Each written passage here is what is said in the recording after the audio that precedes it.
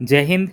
आज हम लोग क्लास 6 का इतिहास अध्याय 9 ग्रामीण एवं शहरी जीवन के सभी अभ्यास प्रश्नों को इस वीडियो में देखेंगे। तो बने रहिए वीडियो में, और जो भी नए हैं इस चैनल को सब्सक्राइब कर दीजिए, क्योंकि आपको यहाँ से 6 क्लास से लेके 12 क्लास तक का नोट्स और आगे कंपटीशन का भी आपको बहुत सारा वीडियो यहाँ पर देखने को मिलेगा। तो आप लोग इसको सब्सक्राइब जरूर कर लीजिए और लाइक कर दीजिए और दोस्तों में शेयर कीजिएगा।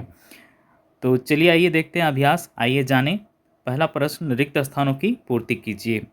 इसमें देखिए, क उपमहाद्वीप में लोहे का प्रयोग लगभग रिक्त स्थान वर्ष पहले हुआ। तो यहाँ पे आपका भराएगा 1000 ईस्वी पूर्व।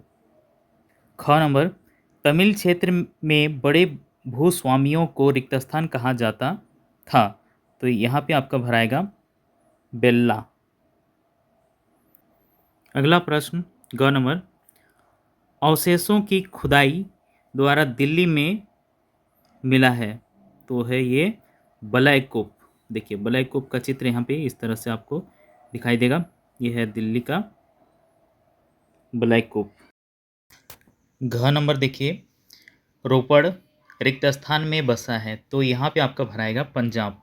देखिए रोपड़ जो ये जगह है वो आपका पंजाब में बसा हुआ। देखिए पे मानचित्र में आप देख सकते हैं, ये पंजाब का मानचित्र है भारत का। ये मैप में ये पंजाब आपका पश्चिम छोर में यहाँ पे आपको दिखेगा, ये पंजाब। देखिए रोपड़ जो है ये सिंधु घाटी सभ्यता से जुड़े अपने इतिहास के लिए जाना जाता है। और ये जो रोपड़ है ये पंजाब के रूपनगर ज़िले में स्थित एक शहर है। ये सतलुज नदी के किनारे बसा हुआ है और चंडीगढ़ से करीब 32 किलोमीटर दूर है। देखिए अरिकामेडु प्राचीन रिक्त स्थान था। तो यहाँ पे आपका रहेगा ऐतिहासिक स्थल या फिर पेडोक। तो देखिए अरिकामेडु प्राचीन ऐतिहासिक स्थल था। तो ये जो है आपका भारत के तमिलनाडु राज्य का एक ऐतिहासिक स्थान है और इस जगह का उत्खनन में पुरातन कालीन रोमन की चीज़ें मिली हैं। जैसे यहाँ पे आप चित्र में देख सकते हैं, ये ऐतिहासिक स्थल, ये घर।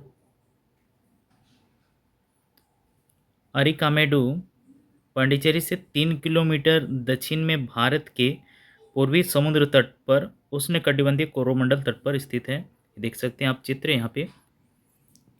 अरिकामेडु एक ऐतिहासिक स्थल है और यह स्थल पांडिचेरी से 3 किलोमीटर दक्षिण में स्थित है। यहाँ से प्राप्त अवशेषों के आधार पर स्पष्ट होता है कि अरिकामेडु पूर्वी समुद्री तट पर एक व्यापारिक समुद्री बंदरगाह नगर था। भारतीय पुरातत्व सर्वेक्षण विभाग 1945 ईस्वी में यहाँ के कुछ स्थानों पर उत्खनन किया गया था, जहाँ से रोमन ग्लास, रोमन लैंप इत्यादि सामान प्राप्त हुए हैं। उत्खनन से प्राप्त सामानों के आधार पर अरिकामेडु का चीन, मलाया और रोम के साथ व्यापारिक संबंध का भी पता चलता है। इस बंदरगाह से न केवल वस्तुओं का आयात निर्यात होता था, बल्कि यहाँ पर रोमन निवासियों के पसंद की वस्तुओं का भी निर्माण किया जाता था। यहाँ से रोमन मिट्टी के बर्तनों, माला के दानों, कांच एवं पकी हुई मिट्टी की मूर्तियों के अवशेष मिले हैं। यहाँ प्राप्त अधिकांश सोने के सिक्के रोमन शासक आगास्ट एवं टाइबेरियस के समय के हैं, जिससे प्रतीत होता है कि रोमन लोग माल का मूल्य स्वर्ण मुद्राओं में चुकाते थे।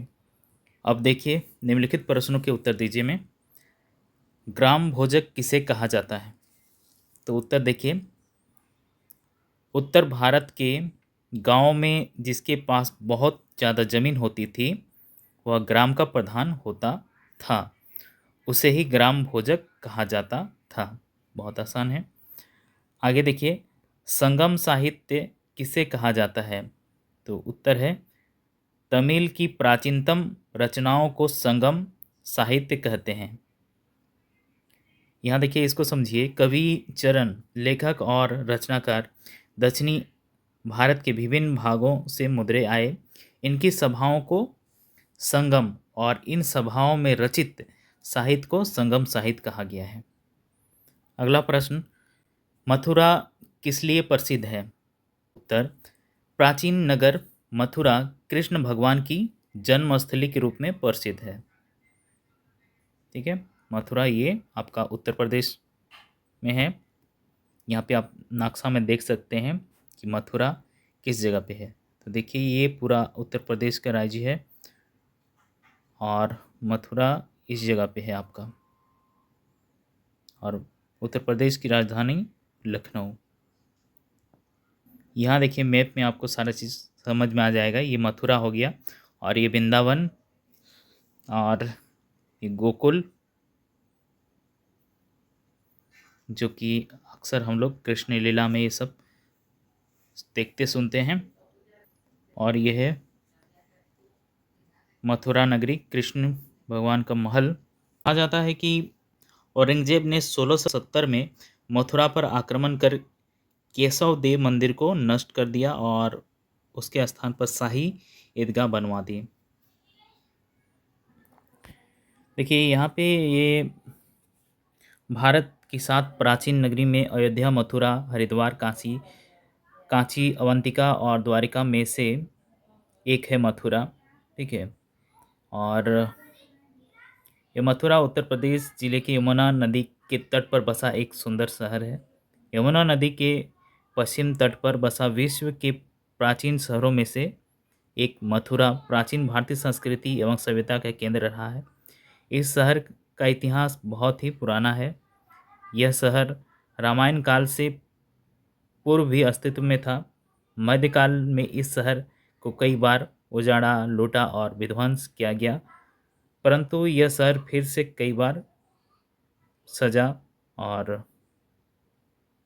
प्रसिद्ध हुआ। 500 ईसा पूर्व के प्राचीन अवशेष यहाँ से मिले हैं, जिससे इसकी प्राचीनता सिद्ध होती है। पौराणिक साहित्य में मथुरा को अनेक नामों से संबोधित किया गया है, जैसे सुरसेन नगरी, मधुपुरी, मधुनगरी, मधुरा आदि।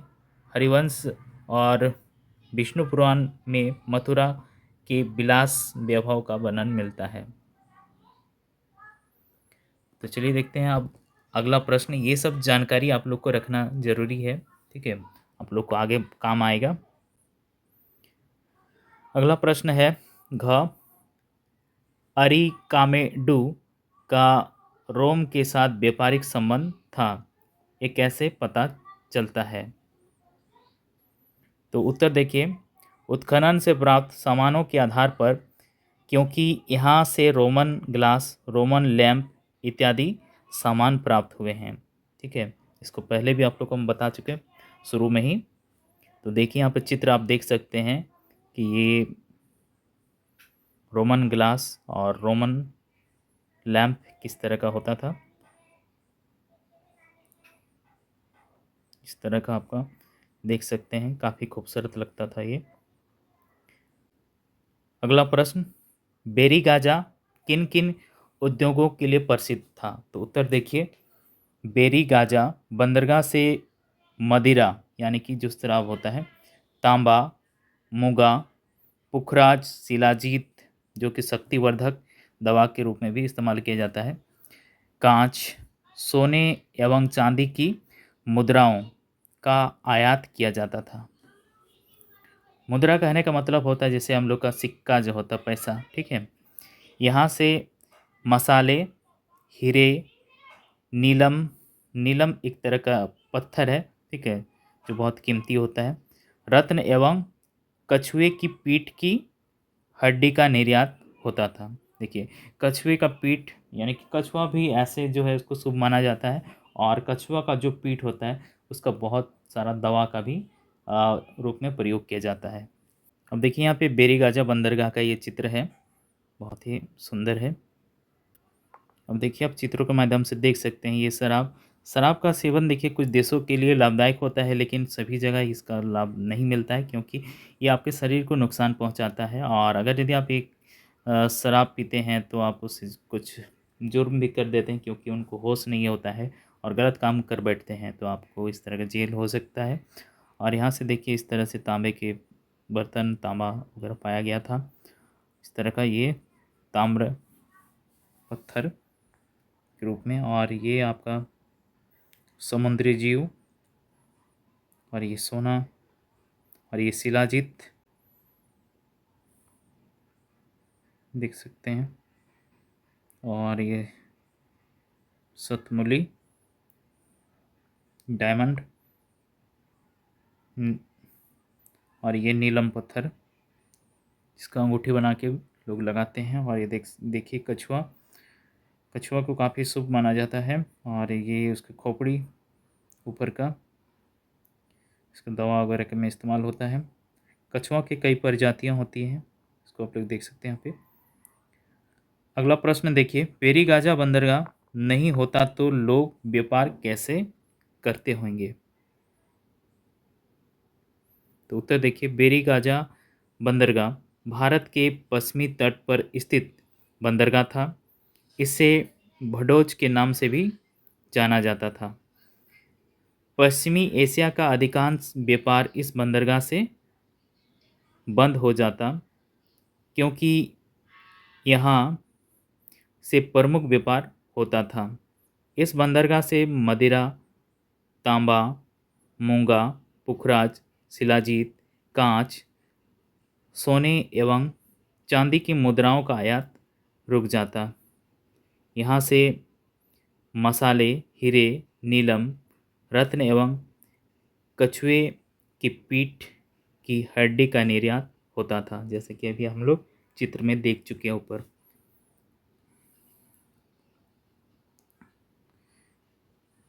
देखिए क्या होता है कि जो ये समंदर के किनारे जो बसे हुए जो भी शहर हैं, दूसरे देशों के साथ उसका व्यापार अच्छे से कर पाते हैं, यानी कि दूर दूर तक उनका व्यापार हो पाता है। और समुद्री यातायात जो है ये बहुत ही सस्ता होता है, तो आसानी से लोग यहाँ से माने काफ़ी दूर दूर तक जा सकते हैं अलग अलग देशों में।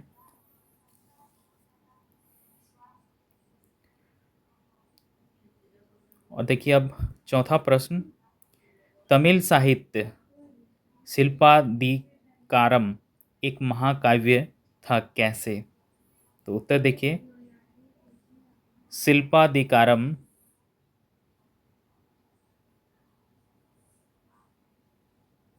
को तमिल साहित्य के प्रथम महाकाव्य के रूप में जाना जाता है।